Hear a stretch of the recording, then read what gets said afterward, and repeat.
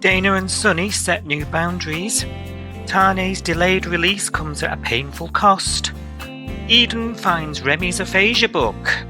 And Brax and Ricky make a decision on their future, but only after a few words of wisdom from good old Mr. Stewart. Hold me in your arms, don't let me go. I want to stay forever, closer each day, home and away. Let's try this from a different angle. What do you reckon your definition of home is? Well, when I was a kid, I didn't have one. Back then, it was all surf, mates, and beer. Now that you're a dad? Yeah, that shifts things a bit. But I don't know. What's your definition? It's easy for me. Summer Bay's home. Best little joint in the world, if you ask me. That's why I've lived here all my life. Simple as that, eh? Well, I haven't lived the life you've lived. But I reckon you're blessed if you've lived in the Bay for 10 minutes, let alone 80 years. I'm getting the impression you think it's worth staying. I might be a bit biased. You reckon? I've raised a family here. I found my community. The joint brings me peace. You know, I think the only time I've known peace is when I held my son in my arms. But maybe that's it, you know, maybe home is the place where your family feels safe. You and I have had our differences over the years, but the one thing I've never, ever questioned is your loyalty to your family. You'll know the right thing to do. We are Si and Sophie. This is Coastal News, a home and away podcast, your weekly episode companion podcast for your favourite Aussie soap. I've forgotten what I was going to say that was going to be funny. How are you? Oh, okay. Hello. I'm good, thank you. Hey, how are you? G'day. I'm good. Are you? Woo-doo. Are we doing that again? It's going to be one of those weeks. Sorry. It's all right. Don't Uh-uh. mind. Don't mind. Uh. Are you all right? Yes, I'm good. Are you? Yeah, I think so. We've survived another week. We have. We're here. Still Yes. ticking. Bank holiday weekend. Woohoo! Whip, whip. And in the UK, we're also warm. It's scorchio. Absolutely Baltic here in Yabby Creek Studios. I've had to close the window, sweating like a pig. Oh, dear. Yep. It's like 25 degrees. It's been about 26, 27 here. What about your way? Apparently so. It said that on the Yeah. Met Office website, but I wasn't sure. I did go out. I've been at work Yeah. today, and I did venture outside for about 5 minutes on my lunch break, and I went, "Oh, it's too hot." I went back inside. I love it how we think mid-20s is too hot because we're just not used to it. It is for me. I am not built for weather. I'm not built for extreme weather. I'm built for 21 degrees, and that's about it. I can do that. And Yeah. it's landed on it never coincides with bank holiday, so I suspect a British summer overload this week. So Really? you're gonna get your bingo card out. Shirtless man, barbecue, Yeah. paddling pool. It's the It's shirtless all gonna men be happening. in the supermarket. Like, why? Yeah. Get buying burgers. Yeah, and it's like, Mm. put your bloody shirt on. You're in the supermarket. It's cold in here. Like, Everyone's going to be like on summer speed because they think this Yeah. weekend's going to be it, and it's bank holiday. Yeah, right. I'm battening down the hatches and not going out. yeah, I think so. Yeah, peck some Yes. washing out. Treat yourself. Yes. Well, Yeah. I've got a pack of cornettos in the fridge. I've got some ciders in the fridge, in the Nice, freezer. yeah. Because if you go in Tesco tomorrow, there'll not be a Solero in sight. Exactly. I preempted this. I've got cornettos in Yeah. the freezer. I've got cider in the fridge. Yeah. I don't have to leave the house, to be fair. Yeah. Have you filled the ice on the fridge? Have you got one of those? I've got one of those fridges, that's like ice and water. Have you I filled do. it up? I'm very much more analog than that. I have a Oh, very, are you? I have a very old fridge, and it's the ice is in the freezer compartment, and you have to scrape it off the walls. Hey, it's not often I've got something better than you. I'm going to take that. I've got a dispenser. Wow, no, I have not got that. I wish. I wouldn't even be able to fit one of them in my kitchen. My Do you remember? kitchen's titchy. Just to let the listeners in onto our fascinating friendship. Do you remember comparing washing machines? I remember on WhatsApp going, your washing machine's swanky, when you had a power cut. Oh, yes. Like... It's because it was my mum's. Because she... Yeah, I was like, what is this? She had a whole new kitchen and she had an integrated one, and I was like, I will take your old one, thank you very much. All of my nice things are like from hand-me-downs. Your old one's like absolutely shat all over mine. I was like, my washing machine's proper shit compared to that. Well, I can't even tell the time. I've got no screen on mine. It's a turny, clinky, clunky. Yeah, mine was like that before I nicked this one off my mother. But yeah, you definitely win the fridge competition. I'm going to take that. 1-1, 1-all. Do you know what? I remember saying to my mum years ago, like I probably was in my 20s, and I said, I've made it one day when I've got a Smeg fridge. I always wanted one of those retro fridges. Yeah. You know, and I can't freaking afford. They're so expensive. They're daft, aren't they? Yeah, so expensive. Yeah. I can't even afford a Smeg kettle. Never mind a Smeg fridge. Hello, those kettles are like £100. Who needs a £100 kettle? I don't get it. Insanity. But when I win the lottery, I'm having one. I just went to Littlewoods and was like, I'll have that kitchen, please. Yeah, exactly. Here's the credit card. Yeah. Honestly, the stuff in my kitchen, some of the stuff in my kitchen is so old that the places I bought the stuff from they're not even there anymore. You know? Yeah, same. They're gone. Yeah. Mm-hmm. So, I know how that feels. When I win the lottery, though, I'm having a Smeg fridge. Having a Smeg fridge. No need for a new washer, though. That's swanky. That is, to be touch wood, it is a good washing machine. Yeah. How was home and away this week? We're so cool. For you. It was good. Enjoyed it again. Obviously, more Brax. So, you know, extra Brax that I wasn't expecting to have as well. You know, bonus Brax, because I thought it was all going to be WA Brax. But Brax in the Bay has trumped WA Brax by a mile. And down the river. Oh, yeah, down the Mongrove River, as the sign says. Yes. -2. Yes. Oh, awesome. No, I've loved it. It's been some really good stuff this week. Some stuff I haven't loved as much. I'm sure we will talk about it later. But overall, I've enjoyed. Yeah, how about you? Yeah, nice. It continues on. Yes. Yeah. And more news stories out and about how it's rating high still. The show is on, like, performance-wise, is firing on all cylinders. Nobody can lap it up, and you've got to think as well, these stories are coming out now, which is like we're like 18 episodes behind, which sounds incredibly close. We were texting about that earlier in the week, weren't we? So the fact that it's top of the ratings in Australia consistently tells me that we're not going to head into a bit of a drab, even though Brax has gone. That's true. Yeah, that's true. So I'm just loving that there's a lot of positivity about home and away this year. And do you remember, I just keep patting myself on the back, because remember last year I was like, I think we're going to go into a bit of a bold year next year. You know, I feel like the show's taking big decisions, and look, we're halfway through nearly, and look what's happening. Yes, definitely. And I think the writing again has been really good lately. It's been funny. It's been a little bit, you know, daring with some of the content. It's been harking back to stuff. It's been remembering the past. There's a lot of heartstrings being pulled, a lot of nostalgia in the script at the moment, which has been great.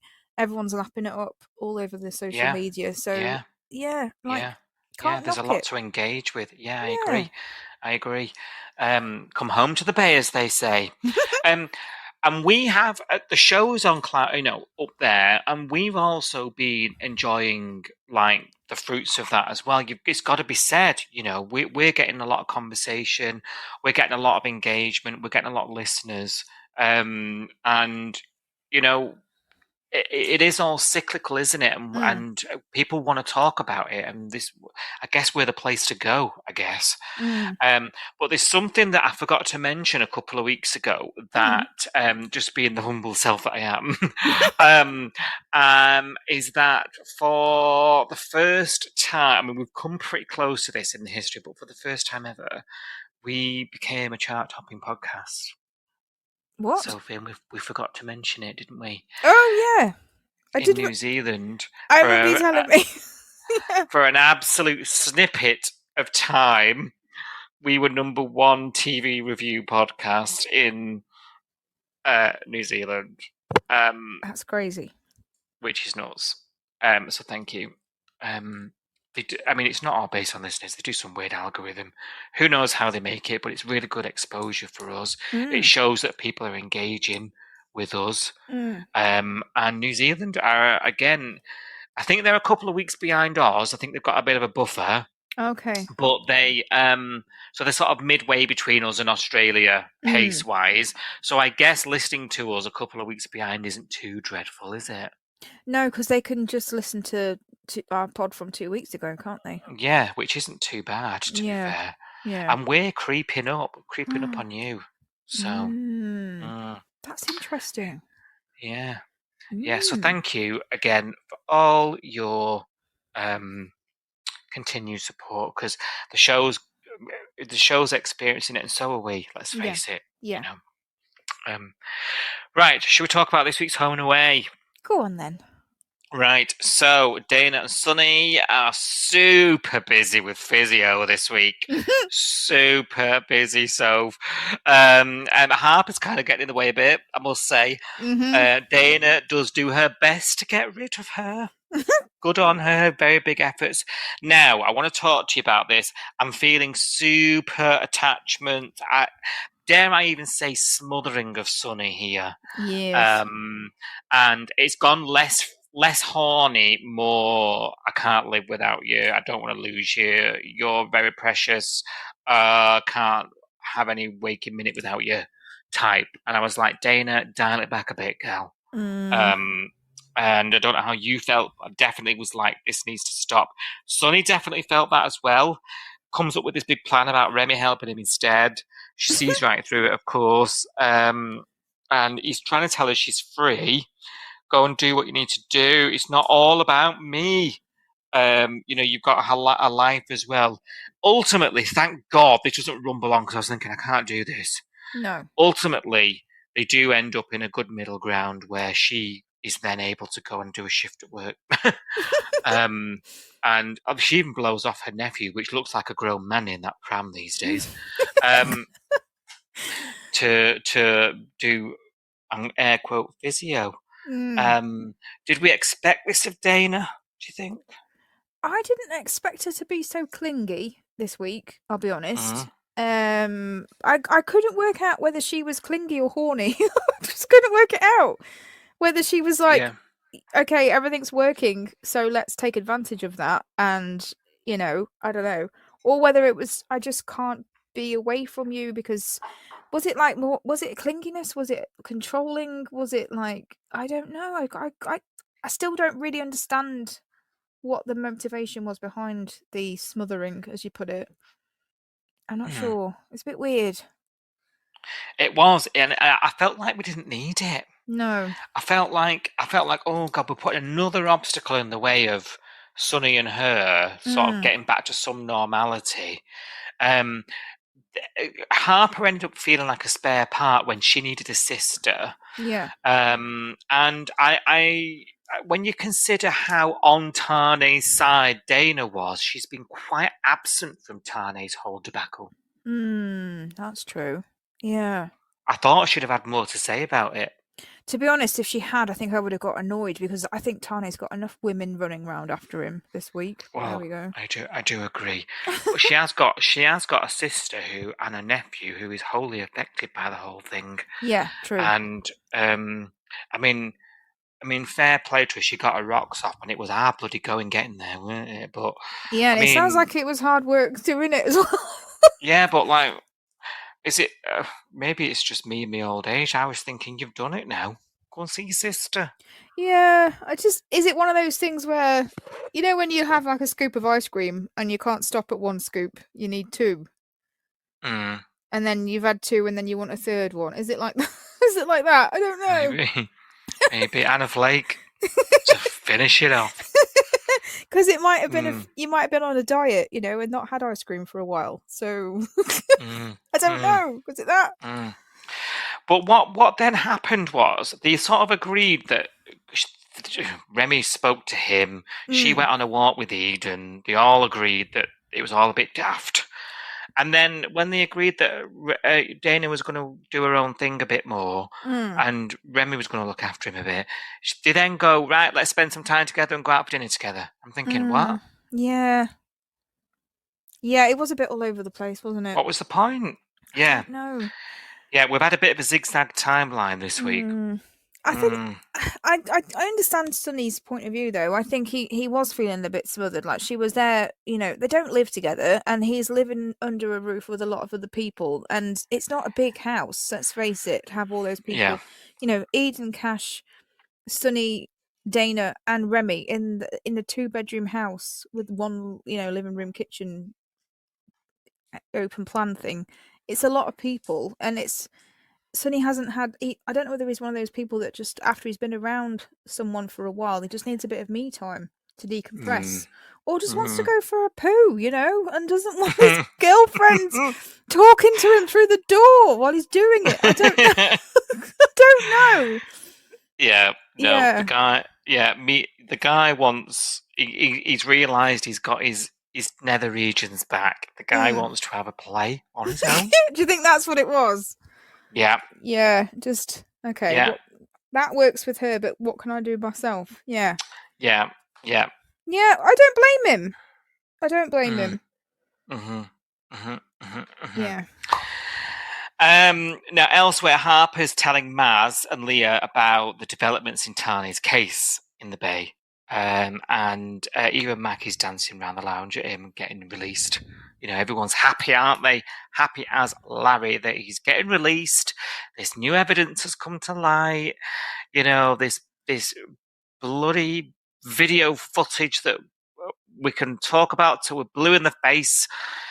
Why no, everyone missed it, but it was discovered at the end of last week, and everyone's happy that Tane is going to be out. He's going to be a free man. Least of all, Mac. And it's actually making a now be nice to Levi. And I am wondering whether Levi really ought to be asking a few more questions here. I really do. Because I am watching this. You said it yourself on here a few times. She's a better boyfriend to Tane. Girlfriend to Tane. Than she is to him, and the amount of effort, considering she's expecting Levi's baby as well, and what they've gone through to get here in terms of expecting baby, she's being pretty reckless in terms of her. I don't know. I guess I would expect more awareness of her state, her stress, her. You know. Am I just being a bit cliche here? No, I mean, I'm going to put it bluntly and say that Mac has really wound me up this week. And I'm actually getting to the point now where I'm like, this character needs to go because she's getting on my wick. And I don't really like any of the future storylines that could possibly happen with her either. And it's this is the end of the road. I don't know. I don't think it is, but she has wound me up because she's just. I mean, it's the same thing I've been saying for a couple of weeks. She's walking around the Bay like she's connected, like she's Mafia Mac, like she knows everything. She's bending over backwards for Tane, who's not her boyfriend.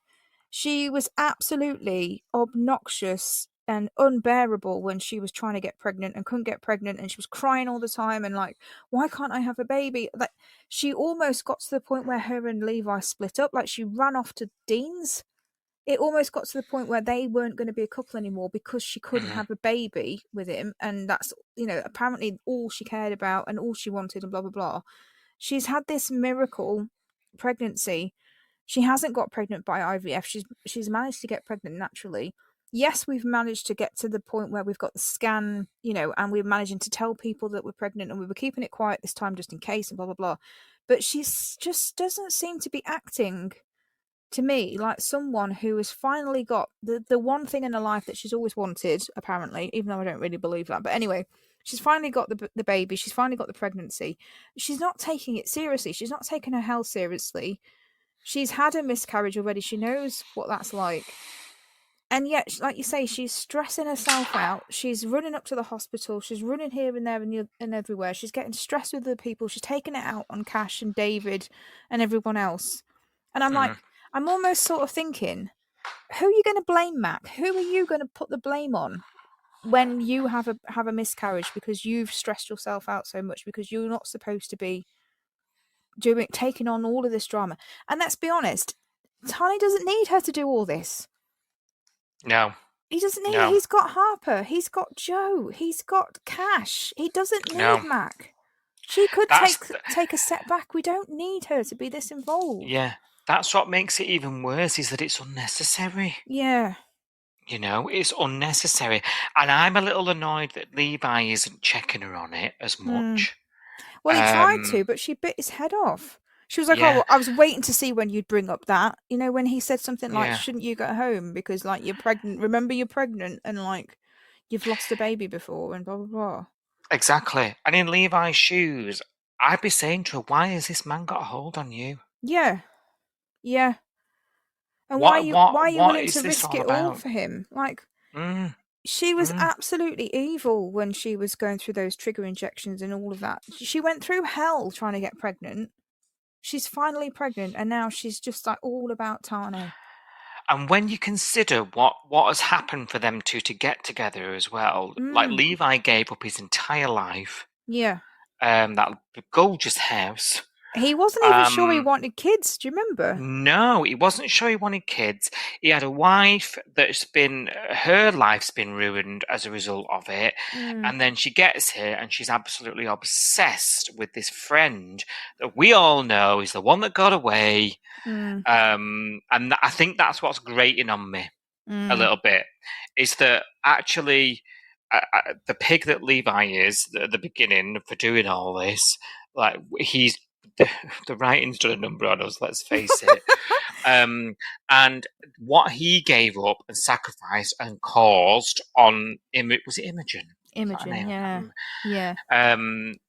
What everything that he gave up there and hurt her to be here, and I'm a bit like, she has got this connection with another man. It might not be romantic, but she's capable of this kind of deep level. It's like way extreme for me, this connection, and me and you are very, very good friends, but would I be doing the things that Mac is doing if you were inside? No, I'd be coming to you and bringing you a dairy milk. Which I would appreciate, to be fair. I don't want you to send me to WA, thank you very much. Yeah, but I wouldn't be getting the boss on you. No. And risking everything, especially if I was pregnant. No. And also, like, I'm kind of, I don't know whether you're the same, but I'm almost cringing when she says, oh, he's my best friend, because I'm like, since when? Well, this is another thing. We haven't bought into the friendship, have we? No. We know they know each other very well. They've been on the show for like 8 years. I mean, we talk about this 3-year cycle. These guys are long stays. We can't deny that now. We know they've got a lot of history, but are they really busy mates? When you look at other friendships on the show, Rue and Maz, for all the troubles, at least you could actually call that a deep friendship. Yeah. Yeah. I just find it really cringy. There was that scene. Remi and Eden is another one. Yeah, they're a really good friendship, and Sunny and Remi. I found it really cringe. When she was having that miscommunication with Brax last week, when she was like, oh, I think you're here for me, because like he had Riverboy tattoos and all that stuff. And she was like trying to fill him in. And then Brax said to her, like, what's it got to do with you? Like, what are you to Tane? And she went, he's my best friend. And I just wet myself laughing because I was like, I don't believe you. And it doesn't feel believable. There's something else going on. And like the fact that she drops everything, and obviously the minute they found out what happened this week, she's on the phone to Levi. I'm coming to the hospital. Like, you don't need to. I know. You cannot help but wonder if Gibbon, if he looked that way at her, whether she would just do it. You can't help but wonder, and it's that sort of itch, isn't it, that you really don't want to scratch. But it's the big elephant in the room. Though. I just don't buy that they're that close that she would say that he's my best friend. I'm like, what do they do? Like, she hands him a pizza over the counter at Salt every 2 weeks. Is that best friend material? I don't get it. Like, they don't hang out, they don't do stuff.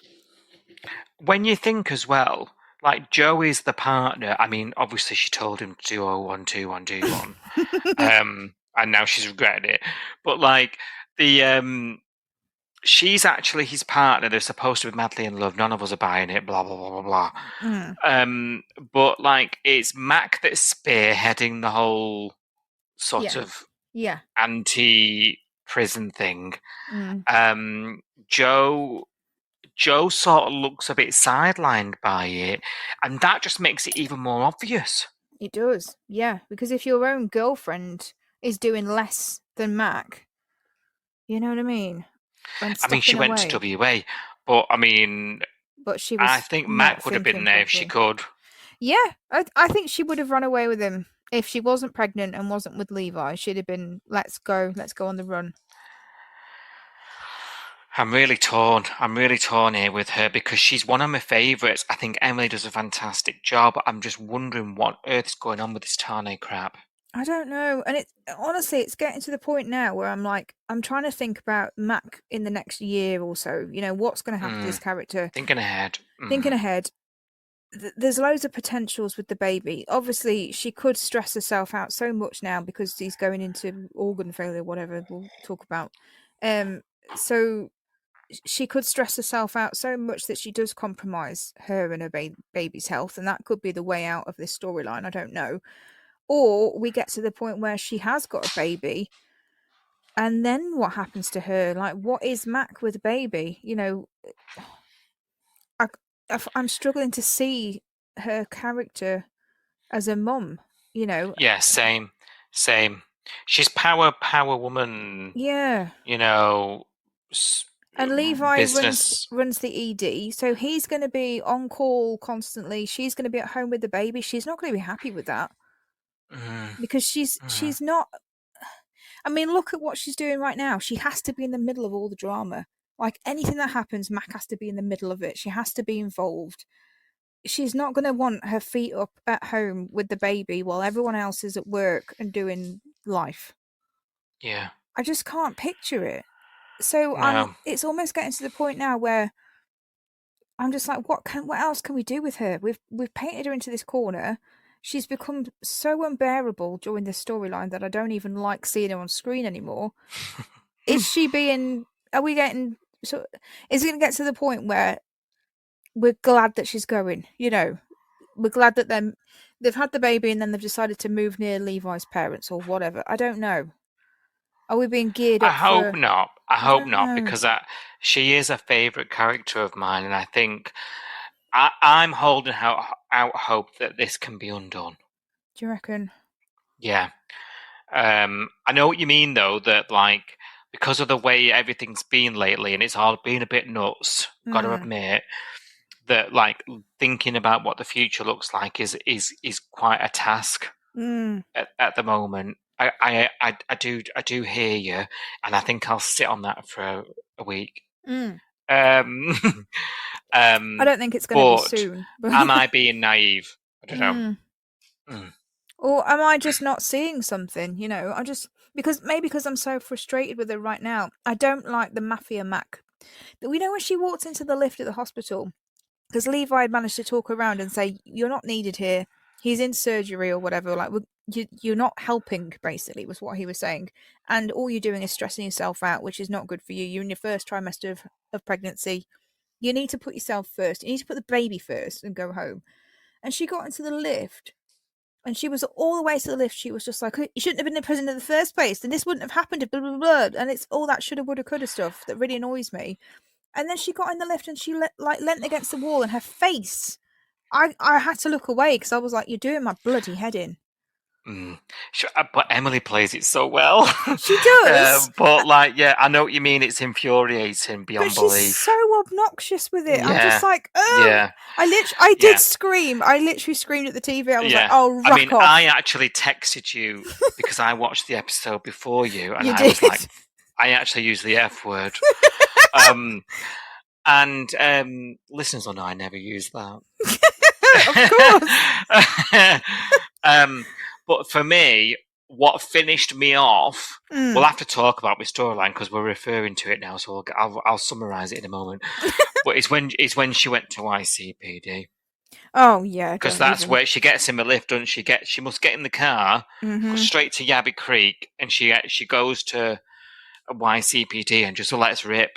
Yeah. And of course, it's home and away, so it's life and death in it. If he dies, it's on you. Yeah. And I'm like, well, if he hadn't gone to WA, he wouldn't be in prison right now. If you know what I mean, he wouldn't have been shivved or tasered or whatever. It's all the shoulda, woulda, coulda. She can't ever look at herself. She can never look. She's never been introspective or self-aware and gone, maybe some of the stuff I did led to this situation. Yeah. I told him to run. Yeah.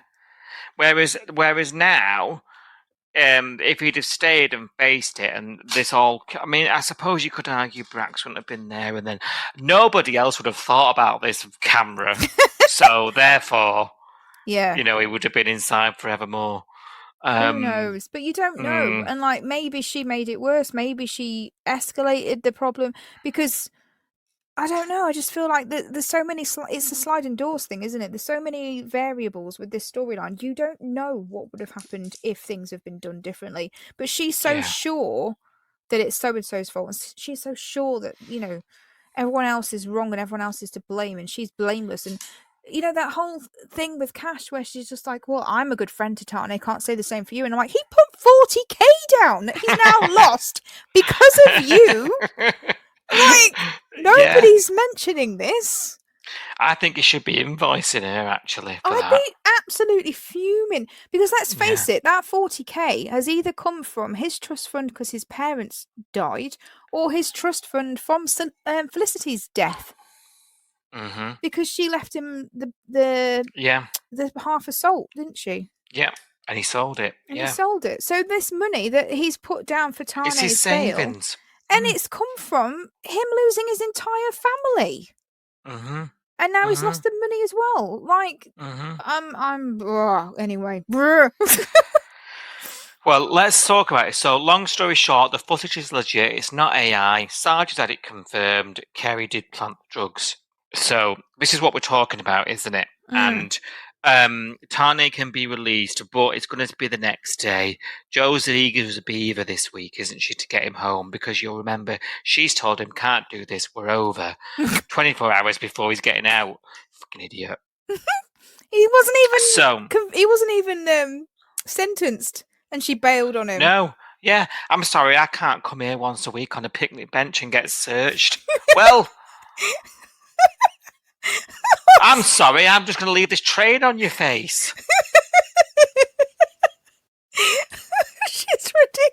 She's ridiculous. The guy saved her life 6 weeks ago. And you know what? Her sister, who's just killed her stalker, is back at work. She's walking around like it didn't fucking happen. Yeah, 9 to 5, doll. And yet Joe can't handle sitting on a picnic bench. No, I'm sorry. No, once a week. What the hell? Yeah. At least wait until he's had his court date and you know what sentence he's got. You don't even know how long he's in prison for, and you've dropped him like. Oh. Doesn't she feel like a prat now? Because he's getting out, and she could have just got away with those feelings and not have to. You know what I mean? What an idiot! Absolute plonker. So. He's getting out, but there's a bit of a delay, isn't there? Because, the cogs of justice doth turn very slowly, Sophie. And there's a 24-hour delay. And of course, Cash has been telling every man and his dog that he's getting out, including Tane himself. So everyone's getting hyped for this. I was mad at Cash. I was mad at Cash. Well, it's typical YCPD, isn't it? I was Again, mad. David told him not to.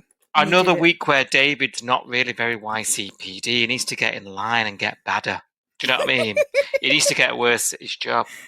He's way too protocol and way too good. Only when it suits him. He doesn't exactly. He doesn't really know what he's doing, does he? No. So Cash has then got to go down to the cinema.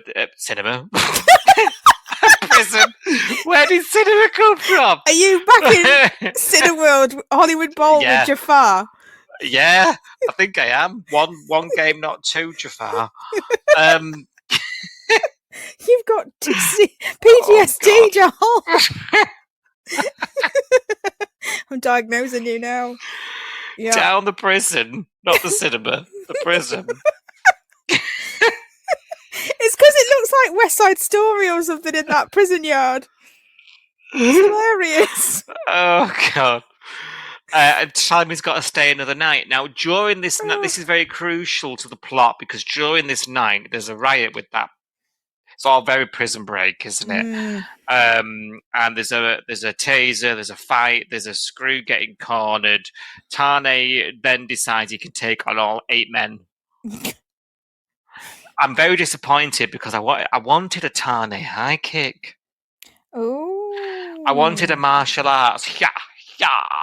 Yeah. We never got it.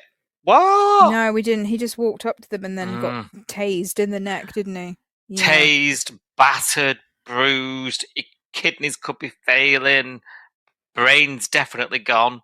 And he's in a really bad way. He's been beaten up in prison during this fight when he could have been out. Obviously, he's getting lots of sympathy here at Coastal News. So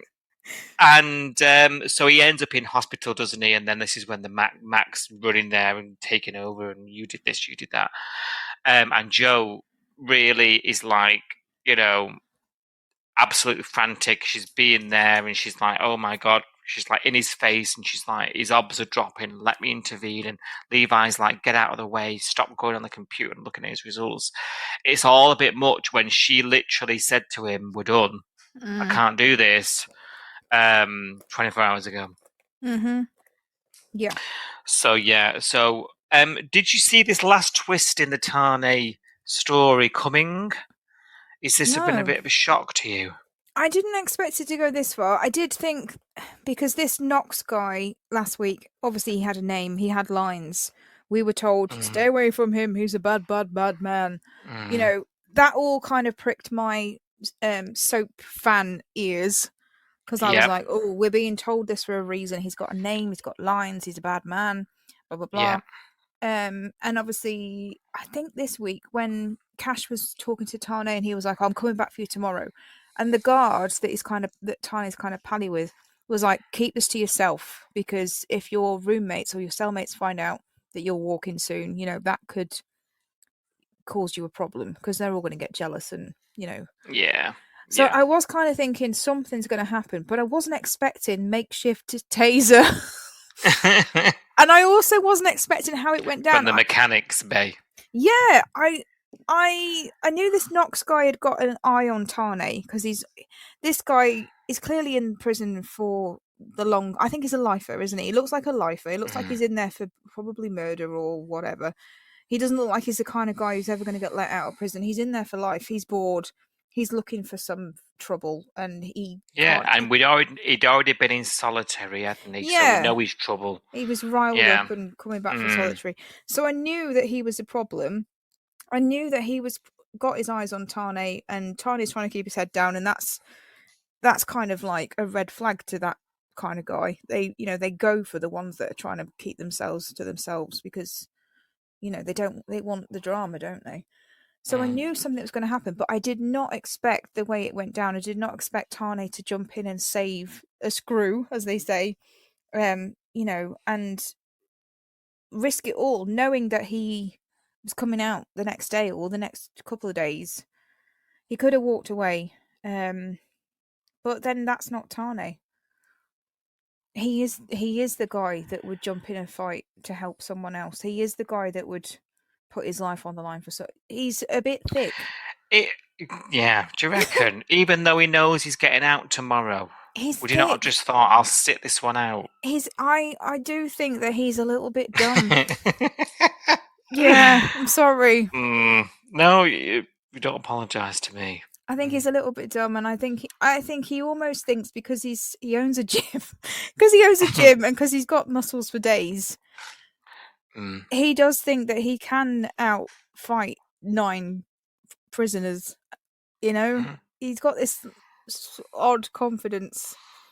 I do think he's stupid enough to go into a gunfight with a knife. You know. Yeah. No. I take what you're saying, and I agree. I do agree. Yeah.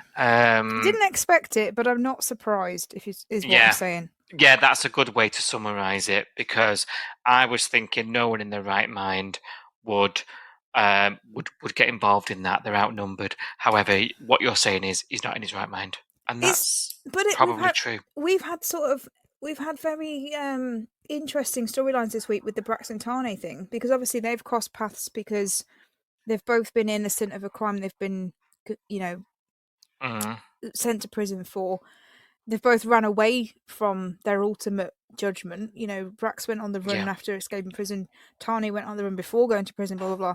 A lot of these storylines are sort of interwebbed, aren't they? And then also we've had Tane's tackled a group of people trying to be the good guy, the knight in shining armor, because the screw was going to get tasered if he hadn't. And this week we've also had the Brax storyline at Mangrove River, where he's tackled a group of people outnumbered again. So it's the sort of the contrast between the two has been interesting, hasn't it? I think. You're right. I think it's spelling it out to us. In kind of, we knew this already. We've talked about this on the podcast, and we've talked about this privately. Is that Tane is the new Brax? He is the new golden boy of the show. Yeah, and I think the similarities have been poked out this week as well. Yeah, the parallels has been stark, hasn't it? Yeah. And he might not be a gang member, but their experience of life has been very, very similar. Yes. And where they've ended up, we'll see, because very different personalities, and I think Tane's personality is not, for me, is not up there with Brax at the moment. I'm not as keen on him as a character, but I think they're trying to tell us he's the new Brax is back for a short while, but look at the similarities between these two characters. Brax is leaving, but we've still got Tane, and Tane's got elements of Brax in him, elements of that kind of river boy stuff. I've got your back, and I'll do stupid things, but I'll do it for a good reason. I think they've tried to paint it as obviously as they can for us this week. Yeah. No, you're right. It has been like paint by numbers. Yeah. Very, very obvious. But I don't mind that, because I think what that does is help explain to a newer audience as well the kind of guy that Brax is. Yes. And I do think it helps us older audiences as well, if you'll pardon the old the insult. Thanks very much. Yeah, you're welcome. But longer term viewers, let's say, old school. It grounds us, in that, and for me, it's reminded me of Tane's arc a lot. This, sometimes you can get sort of bogged down in the day to day, but when you're facing imminent life imprisonment or whatever. I mean, it was 14 years, but they're talking about life and death here. But you do start seeing the big picture a bit, and actually the whole Harper sitch, having the baby, lose the baby, Brax, the baby, right before he went away. You know, there are a lot of sort of parallels, and we've talked about them for weeks now since Brax has been back, that actually this is the modern day version, and their lives are very, very similar. And Tane went there for help, and actually they realised that they had more in common than they probably would like to have admitted. Yeah. Brax this week is actually livid because he's having a lot of trouble, isn't he, with the River Boys this week. He's had that run-in with Stelios of EasyJet fame. Sterlo? In my notes, he's Stelios. I love your notes. And who the hell does he think he is? He says, doesn't he? He doesn't like the way they're doing things, Brax. And so, as well as this Tane stuff going on, Brax has also got this existential stuff about the way the River Boys have gone. And the legacy, and it's his legacy at the end of the day. Like, he's number one, you muppet, day one. You know, like, this is his legacy, and just because he's been away, and now he's been to the magistrates and he's free, and we're all sitting wondering, well, is he going to be able to correct what's gone on? And we can start peeling away the layers here, and I have a theory about all this stuff, right?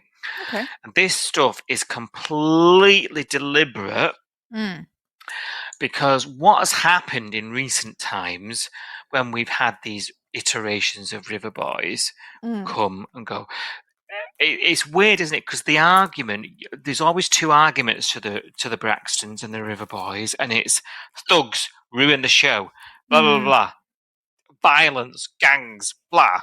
Or there's the other side that's like lovable rogues, do bad stuff, can't help but love them. And they were, like it or lump it, accepted and part of the community, and they had this brotherhood, this loyalty, this look after the locals, which Brax touches on when he goes down to Mangrove River to have it out with Stelios. Now, so there's this whichever side you're on, right? That wasn't really a thing with any of the River Boys that came later. They were just out and out shithouses. Yes. Let's face it. This is why they've not been as popular with the audience. Yeah, because there's not that element. There's not that sort of slant to them. There's no depth. There's no depth. It was just pure crime and thuggery and nastiness and. Yeah. So my theory is, by Brax coming back and sort of confronting Stelios and being like, look, this is not what we're about. This isn't it. This is not where you come from. You look after your locals, you look after each other, and this isn't what we're supposed to be about. This is sort of trying to patch that up a bit in the writing. Yeah. That's my theory. Could be wrong. I think you're right. I think if you're not right, you're very close. You know what I mean? Like, I think it's definitely in that vein, because there's been a lot of vocal. I mean, and we have as well. We've been really vocal about the Timu River Boys, as we've been calling them, and we haven't. And to be fair, the script, I don't think we've meant to have liked them. We're not meant to have liked Rory. We're not meant to have liked. No, you're right. Gage. Yeah. There wasn't anything redeemable about these people. They were just pure horrible. But the reason why we all got our backs up about it was because it was tarnishing the River Boy name. It was tarnishing the memories. It was tarnishing the nostalgia. Because we, love them or hate them, and I know a lot of people do hate them. The people that do love the River Boys of old, we're annoyed because it was like, no, you're taking something that I enjoyed and you're making it something that's.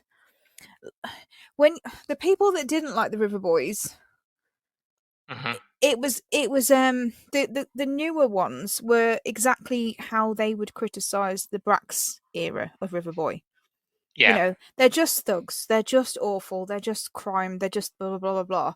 And the people that enjoyed the Braxtons saw the depth of them, and it wasn't just the crime. It wasn't, and they weren't bad all the way through. They did bad things for good reasons. They had the brotherhood. They didn't treat women like crap, like Rory did, like Gage did. But because the show started to turn the River Boys into the cliche, the critics started to talk about the Braxtons with, which I don't think was fair. It annoyed us and it riled us up because we were like, no, this is playing into the negative kind of hype around the River Boys that isn't actually it's on the surface it looks like it's true, but actually when you dig down, it's not what the River Boys represented. It's a they were different more type. layered. Yeah, they're more nuanced. Exactly. So I think the same as you. It's reminding us or spelling it out, I guess, the things that we've been talking about on the podcast for the last couple of years with the Timu River Boys, is that this is a new wave of River Boy. This isn't the River Boys of the past. This isn't you can't compare them to the Braxtons. It's not the same. But there are people that go, yes, it is. This is why I didn't like the Braxtons in the first place, because this is what they're like. They're just thugs. They're just horrible, blah, blah, blah. No, they weren't. And I think Brax coming back and Brax recognising that the boys are not the same, have not got the same principles, have not got the same morals as when he was around, back in the day. And it's spelling it out. I feel better about this because I'm just like, yes, finally. It's what I've been saying for 2 or 3 years on the show, but there's not everyone sees it from that point of view. Yeah, I think this is trying to put some things right. Yes. That's my gut feeling. And don't get me wrong, like there was that scene where he's like in a fisty fight with Stelios. And I don't know why I don't know why Ricky then drove her son to see it. No, but No, I need to get this off my chest. Because I texted you and I texted you and I was like, Ricky's shouting at Brax because Casey saw the fight when she drove him there. No. She drove him there, but she, not being funny, she didn't just drive by and just be like, oh, maybe Brax is in Mangrove River. She got there so fast. She borrowed a car. She was in a panic. She knew exactly where he was. She knew exactly what he was doing. She knew what she was walking into. And then she goes, oh, Casey saw the whole thing. Yes, because you took him. I know.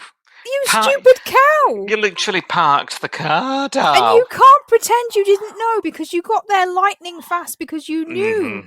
She can't pretend that she didn't know what she was walking into. She could have just left him with Maz. Everybody else leaves their kids with her. Exactly. Just leave him in salt with a crayon and a colouring book, Yeah. Yeah. And a cappuccino. Puppuccino.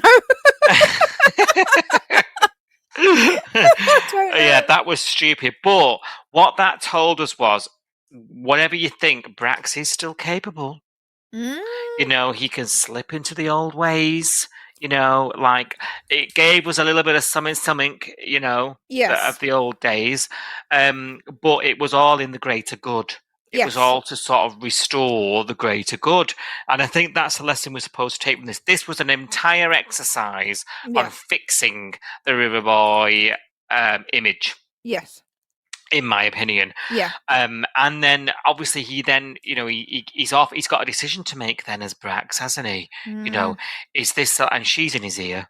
I don't want my son to see this, and my son's going to be a river boy. I'm thinking. Well, it was an ultimatum, wasn't it? Son's going to be in jail. I'm going back to the farm.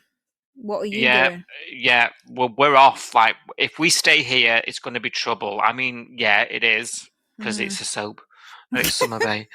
But and I genuinely bought into Brax being torn about staying. I genuinely did, because this, he's got such roots here. And then there was lots of talk, Casey's asking about the old Casey. How did he die? He died brutally, He didn't die from a car crash. We're learning that he's been given a lot of fibs, as he's been isolated. And he's now asking. He's reached an age. He's asking questions. He's back here, and Brax is really, really toying with stay or go, isn't he? And that's where Mr. Stewart, thank the Lord, comes back from Marimbula and hears the news. Doesn't believe it when he's first told by John, but hears the news, fair dinkum, that Brax is in town and sees him on the beach, doesn't he? And asks him for if he wants to fish with his learner's rod. Obviously, I'm thinking about you this entire time. Tell me about what you thought of these scenes. Your two favourite men. I know. I mean, this was ultimate home and away for me, because it's the joining of the OG Homers, which is Alf for me, and then the man that changed the soap to the soap that I love now. And brought in these more criminal aspects. Old and new. Old and new, having a little chat and having. Oh, I just loved it, and I love the fact that they were fishing to start with.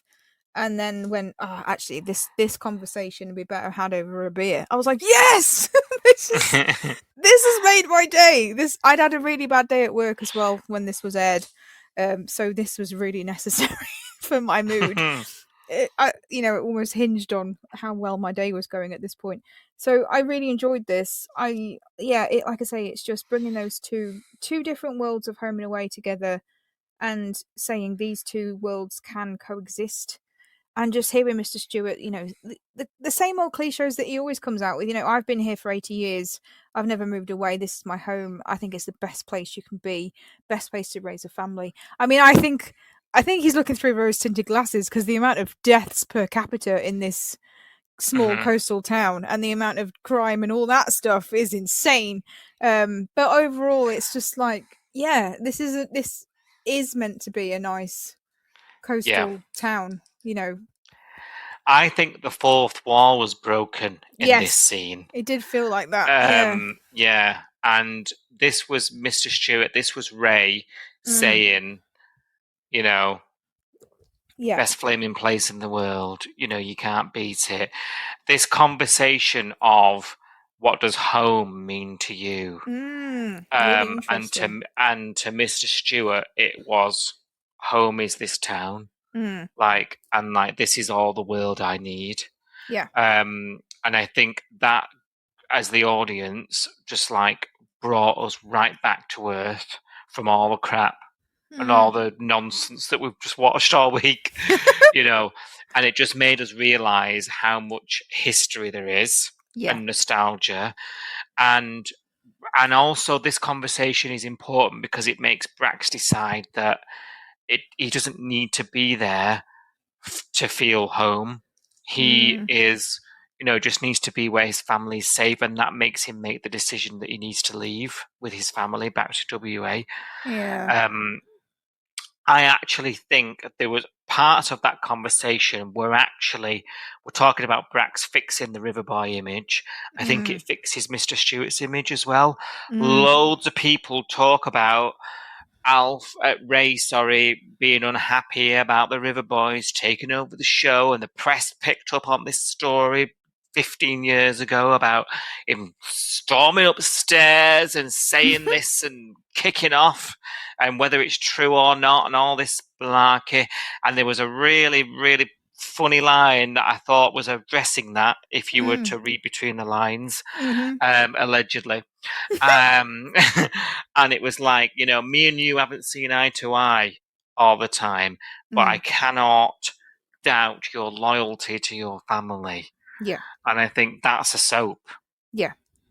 Right? That is a soap character through and through. It's all about the family. It's true. And if you look at the headlines these days, I don't know whether anyone saw this, but there was a headline recently that was all over social media that said that Ray Ma, quote unquote, said can't get him back quick enough, talking about Stephen Peacock. So I don't know whether that's trying to address some of that, like you say, that old media. That whole thing undoes what was done really back in the day, and the sort of toxicity, I would say, around that period of the show. I think this has been an absolute enormous success at unpicking that and sort of putting things back on track a bit. Yeah. You know, and I think that it goes absolute miles when people who absolutely were divided and, you know, during that period are now saying this has been amazing, you know, and I think that's testament to this, how much of a success this has been. And I've got to say, and I will hold my hands up, I didn't think it was going to go down this way. No. You know, I was genuinely terrified that it was going to backfire on us. And I was genuinely terrified that this was going to ruin my nostalgia myself of Brax and my, because I loved him. I thought he was a great character. I didn't want him to leave the show back then. I didn't want him to leave the show just now. But, you know, he's left me wanting more, and I think that's a triumph, because he's gone, and I've not gone, oh, I'm sick of this, or oh, I'm not liking this, or this didn't work, or it was cringe, or whatever. They've executed this really well. I was really glad to see him. I really enjoyed every scene he was in. I loved the goodbye that we had when all the OGs were there, you know, and Justin. And a little, like, the Irene Drive, as I'm calling it. Yes. Down the bay. And they were, you know, everyone was there to say goodbye to them, and I was like, yes, this is fitting, and it just feels like a nice way to end that Brax era for me, without tainting it, without making. Yes, I don't fully believe that he's necessarily going to be happy in WA. And there was that conversation in the car when Casey said, oh, I can't wait to go home, and Brax said, I can't wait to go home either. And I was still kind of thinking, I'm still not fully sure what Brax's definition of home is here. Yeah. And whether he's still got this longing for home that is more than just a place, it's a feeling. And whether he's got that feeling in WA, I'm not sure. But I guess that leaves the door open. Yeah, and he's sacrificed it, because he's gone, my family will be better off in WA. You know, Ricky wants to be there, Casey wants to be there. We'll have, quote unquote, a better life for the family. It's like for the greater good, isn't it? For the greater good. Yeah. Home is WA, but I still feel like there was a sort of longing. He's got a pull, hasn't he? Yeah. I felt it in that car when he was like, yeah, same, mate. And I was like, yeah, you still haven't worked out where home is. I think for him, home isn't a place, it's a feeling. And I don't think... And I think that's a clever way to leave him. Yeah. Because I think that means that 5 years' time, for example, they could get him in for something. Yeah. And he could be like, the marriage broke down. Or, you know, like, I just felt like this was my calling back. Yeah. You know, it's ambiguous. Some people would have watched that scene and thought he just wants to go back to WA. But I watched it and I felt it was more ambiguous than that. I felt like he was saying, yeah, I can't wait to go home as well, but I don't know where that is yet. It was particularly deliberate as well that the OGs, the older characters, were the last people to see them and wave them off. Yes. I think that was deliberate. That was like you know, this guy's a ledge too. Yeah.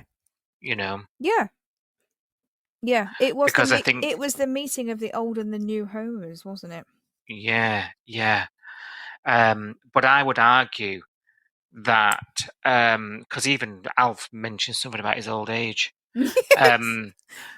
You know, I think whatever you think about Brax, he is in that legendary status. He is. Yeah. And I think he is during that era of the show. Not many soaps can make characters like that during that period. No. When we think about soap characters on any of the soaps, we all think about the ones that are from the 90s and the 80s and the heydays of soaps. We don't think about characters that were sort of spawned in 2011. Do you know what I mean? Like, but Brax is one of those few that we think about. And love him or lump him, he is, for many people, the face of this show. It was when it was announced he was coming back, it was absolutely a wash online with, oh my God, we need to watch the show again. Mm-hmm. Tagging your friend and your cousin in it, saying, oh my God, Brax is back. He is undeniably popular. Yeah. For the right or the wrong reasons. Who cares? It puts eyeballs on the show. Yeah. So I think this has been, I was dreading it because at the end of the Braxton tenure, I couldn't wait to get rid. Right. And I felt like it was such a fractious period. I was happy to keep that period shut. Yes. Right. Yeah. And we were laughing last week about being online at the time. And, you know, I was a bit apprehensive about having arguments on the internet with people that I was having 15, 16 years ago. But this time it's just been an absolute wave of. And I think he's a character that people don't like to admit that they are invested in. Yeah. Yeah, I think you're right. Yeah. I think it's been a triumph. I wasn't expecting it to be as good as it was. As a Brax fan, you know, I wasn't expecting it to be as good as it was, and it definitely exceeded my expectations. It gave me that closure. It like I say, it left me wanting more. I was sad to see him leave, but I'm glad he goes away on a note where I'm like, that was great, and I would like more of that. Because the alternative is, oh God, that was awful, and I'm glad he's gone. And I'm so glad that it's not the latter. Yeah, I agree. And I think as soap comebacks go, this is how you should do it. Yeah, definitely. You don't, you know, how many soaps we constantly compare EastEnders, but like, you know, you bring it's people so back, bad, and it wins awards. I know they bring 15 people back from the 90s and do nothing with them. They just replicate the same shit that happened years ago, but they don't bring it up to today. The problems. Yeah. And this is what this storyline's done. This storyline has gone, he's not the same Brax as he was 10 years ago, because obviously not. Like, there's been 10 years passed since then. And we've addressed all of the stuff. They've given us closure on so much of this storyline. You know, having these conversations with the OGs, having these conversations with Leah about the River Boys now, and Eden about the River Boys now, tackling the River Boy issue and the fact that they've just turned into this thug. You know, they're not family anymore. They're just these nasty boys that don't treat anybody well, and they've got no respect for anybody, not even with each other. You know, he's addressed all of that. He's addressed the kind of fraction between the old and the new Home and Away by meeting Alf and having a beer with him and having all those conversations about home. Like, they've tied up so much of the loose ends. And other soaps are failing at that. They're just going, this person shagged around in the 90s, so let's keep them shagging around in the 2026, even in the geriatric. You know what I mean? It's just like, oh my God. Yeah, no, this is how you... Yeah. You're right. This is how you do it. Yeah. And this is how you address it subtly, but also, like, blatantly, without alienating anybody. Yes. On either side. And I think a triumph is a word. I think this has been beyond all my expectations. Yes. And absolute kudos to everybody involved with this, really, because this has been probably the best decision the show's made. Yeah, definitely. And I can't say that all of the storyline has been executed exceptionally well, and it's all to do with the Tane stuff. I'll be honest. You know, the running away and going to WA, it was all a bit like plot hole heavy. But having Brax back in the show, can't criticise that at all. The way that they've executed the scenes with him, the way that he's come back to the bay, the way that he's interacted with the people, the way that he's gone about the Riverboy thing and found out about the Riverboy thing, is they could not have made the Summer Bay scenes better for me. Yeah. Yeah. When Brax got back to the bay, it was like faultless. Yes, it was. Yeah, it was. And long live Brax. Who'd have thunk it? Please take the time to like, subscribe, and review Coastal News wherever you source your podcasts, and ensure you never miss an episode.